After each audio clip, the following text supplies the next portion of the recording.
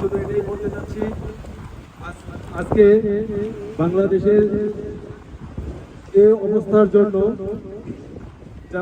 যারা নেমেছিল রাস্তায় কোটা আন্দোলনের জন্য, কোটা সংস্কারের জন্য, আমি চাই এখন শুধু কোটা সংস্কারে আমরা সীমাবদ্ধ নই। আমরা চাই বাংলাদেশের এই আইন ব্যবস্থা এবং বাংলাদেশের সরকার থেকে শুরু করে সমস্ত জায়গায় সংস্কার। আমরা চাই না আরো কোনো মানুষের প্রাণ রাস্তায় ঝরে যায়। আমরা চাই না দশম শ্রেণীর একটা নাবালক বাচ্চার রাস্তায় প্রাণ যেতে।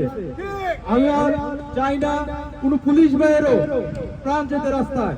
আমরা কোনো রক্ত চাই না, আমরা চাই শান্তি, আমরা চাই সুন্দর একটা দেশ। আমরা লাস্ট 2-3 দিন যাবত যা দেখছি, আমি স্বাধীনতা দেখিনি, আমি সংগ্রাম দেখিনি।